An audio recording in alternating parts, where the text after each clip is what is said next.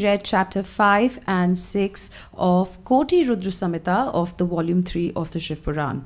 In this we read about the sages requesting Suta to explain about the greatness of Nandikesha.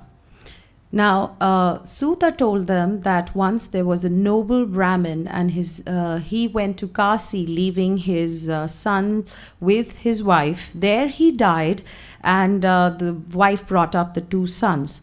When the wife was at a ripe old age and thought that she's going to transition, she did a lot of auspicious deeds and she was waiting on death, but she providentially did not die. So looking at her ailments, the sons walked up to her and asked her what was amiss, why she was not able to make that transition. So the Brahmin lady said that she always in her life she wanted to go to Kasi, but she could not, and requested her sons to cast off her bones after she died in Ganga. So the elder son promised her to do the same. So when the lady died soon, he performed the last rites, and with the bones, he started his pilgrimage to cast off the bones in Ganga. He took one of his servants with him. He walked about 12 kilometers, that means through the day, and for the night he halted at another Brahmin's house. There he witnessed an interesting event.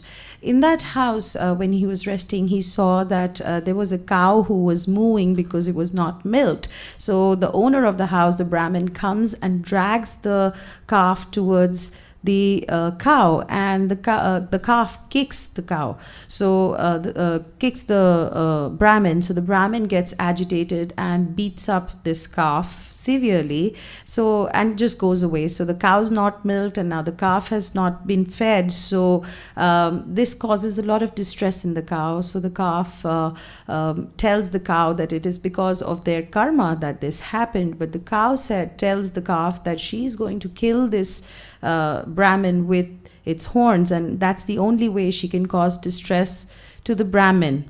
Now the calf asked the cow that as is they are suffering because of their karmas, and how would she get rid of the Brahmin slaughter? So the cow says there is a place she would go to and she will get rid of that sin. So the Brahmin hears this conversation, the pilgrim Brahmin, and decides that he would want to stay back to witness what happened and know about that place. So the Brahmin, the next day, the owner of the house just leaves because he has a business to attend to, and tells his son to milk the cow. So as the son brings in the calf towards the cow kills the Brahmin's son with its horns.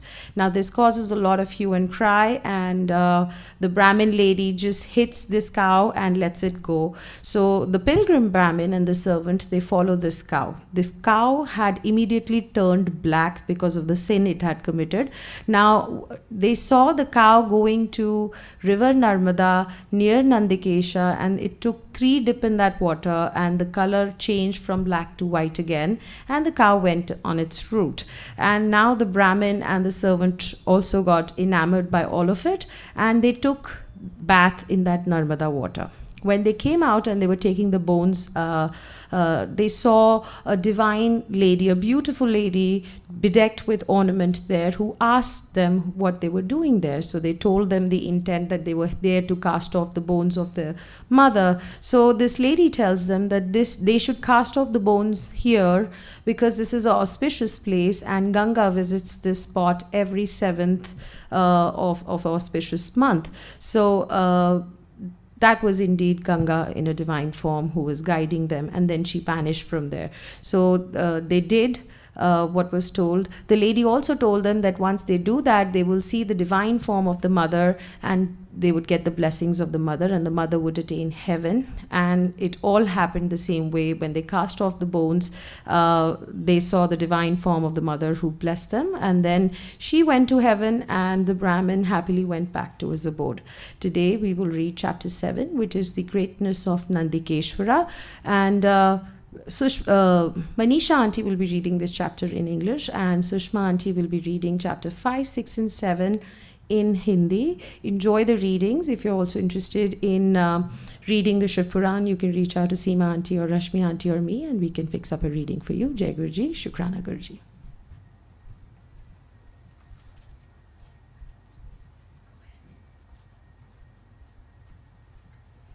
Jai Guruji, everyone. I'll be reading chapter 7. The sages said, O holy Lord Sutta, narrate in detail how Ganga came to Narmada on the 7th day in Vesak. How did the Lord come to be known by the name Nandikesa? O intelligent one, narrate that too with pleasure. Sutta said, O excellent sages, you have put a very good question concerning Nandikesa. I shall narrate it as it enhances merit. A Brahmin lady, Rasika, the daughter of a certain Brahmin, was duly married to a certain Brahmin youth. O leading Brahmins, although she observed holy rites, the Brahmin lady became a widow at an early age as a result of previous actions. Then the Brahmin widow, observing the rite of celibacy, performed a severe penance by worshipping Shiva's Kartin image. In the meantime, a wicked and a very powerful asura named Mudha came there. He, the wielder of great Maya, was struck by the arrows of the Cupid. On seeing that charming, beautiful lady performing penance, he offered her many temptations and requested for sexual pleasure with her. O great sages, the lady observing holy rites and engrossed in Shiva's meditation did not cast a loving glance at him. She did not honor him. Engaged in penance, she remained meditating upon Shiva and strictly continued her penance. That leading Daitya Mudha, when slighted by that lady, became angry and showed his hideous form. The wicked-minded demon spoke harsh words, terrifying her. He threatened the Brahmin lady in many ways. Then the frightened Brahmin lady, lovingly resorting to Shiva, repeated the name Shiva many times. The agitated lady repeated the names of Shiva, sought refuge in him for the protection of her sacred virtue. To protect one who sought refuge in him and to uphold good conduct, Shiva manifested himself as well as to delight her. Shiva, favorably disposed towards his devotees, immediately reduced to ashes that lusting leading demon named Mudha. Looking at her with a compassionate look, Lord Shiva, efficient and mindful of protecting the devotees, told her, mention the boon you wish to have.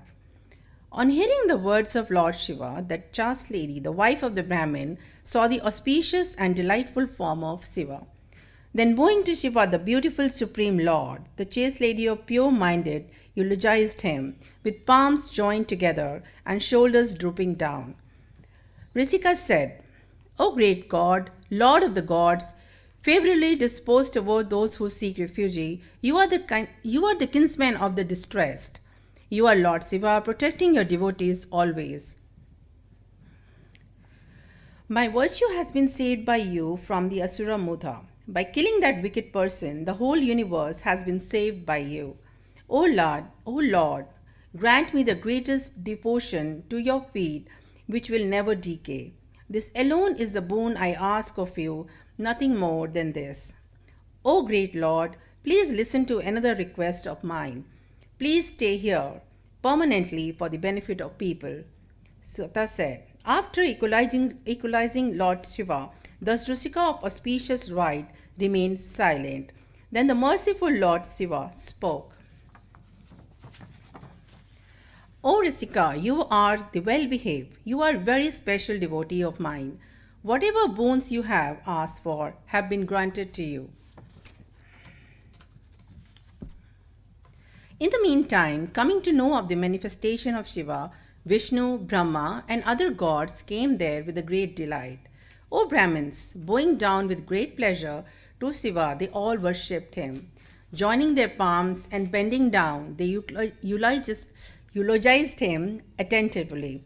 In the meantime, Ganga, the celestial river, with delighted mind, praised her rites and spoke to that rustic lady, Rasika. Ganga said, for my sake, you should make a verbal promise. You should stay with me for a day in the month of Vesak. Sutta said, on hearing the words of Ganga, the chaste lady of good rises consented with pleasure for the benefit of the world. For her bliss, the delighted Shiva vanished into that earthen phallic image along with her. praising Shiva and the Brahmin lady, the delighted Brahma, Vishnu, and other gods, and the celestial river Ganga returned to their abode. From that day onwards, this became a holy and excellent center. Shiva became famous as Nandikeshwar, the destroyer of all sins. O Brahmin, in order to wipe off her sins which she takes from others, Ganga comes here on that day every year out of her own goodwill. The man who takes bath there and worships Nandikesha with devotion becomes freed from all sins such as the slaughter of a Brahmin, etc. Thank you, Jai Guruji. And Hindi reading will be done by Shishma Aunty.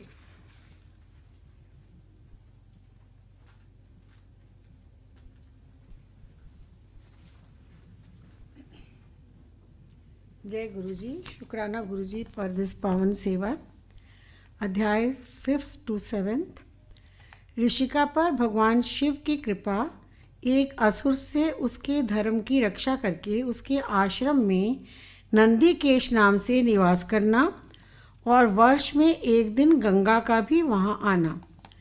तदंतर श्री सूत जी ने जब बहुत से शिवलिंगों के कथा प्रसंग सुना दिए तब ऋषियों ने पूछा, महामते सूत जी, वैशाख शुक्ला सप्तमी के दिन गंगा जी नर्मदा में कैसे आईं, इसका विशेष रूप से वर्णन कीजिए। वहाँ महादेव जी का नाम नंदीकेश्वर कैसे हुआ, इस बात को भी प्रसन्नतापूर्वक बताइए। सूत जी ने कहा, महर्षियों, एक ब्राह्मणी थी जिसका नाम ऋषिका था। वह किसी ब्राह्मण की पुत्री थी और एक ब्राह्मण को ही विधि पूर्वक ब्याही गई थी। विप्रवरो, यद्यपि वे द्विज पत्नी उत्तम व्रत का पालन करने वाली थी, तथापि अपने पूर्व जन्म के किसी अशुभ कर्म के प्रभाव से बाल वैधव्य को प्राप्त हो गई। तब वह ब्राह्मण पत्नी ब्रह्मचर्य व्रत के पालन में तत्पर हो पार्थिव पूजन पूर्वक अत्यंत कठोर तपस्या करने लगी। उस समय अवसर पाकर मूर नाम से प्रसिद्ध एक दुष्ट और बलवान असुर, जो बड़ा मायावी था, काम बाण से पीड़ित होकर वहां गया। उस अत्यंत सुंदरी कामिनी को तपस्या करती देख वह असुर उसे नाना प्रकार के लोभ दिखाता हुआ उसके साथ संभोग की याचना करने लगा।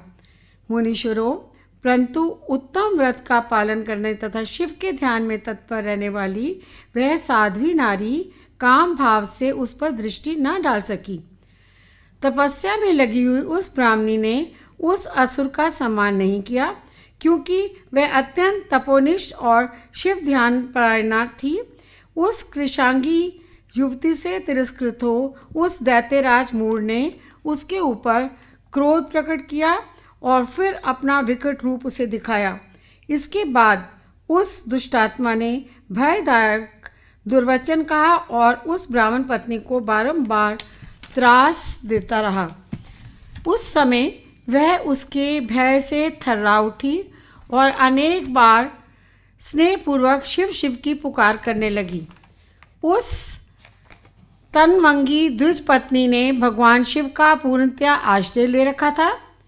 शिव का नाम जपने वाली वे नारी अत्यंत विवल हो अपने धर्म की रक्षा के लिए भगवान शंभू की ही शरण में गई। तब शरणागत की रक्षा, सदाचार की प्रतिष्ठा तथा उस ब्राह्मणी को आनंद प्रदान करने के लिए भगवान शिव वहाँ प्रकट हो गए।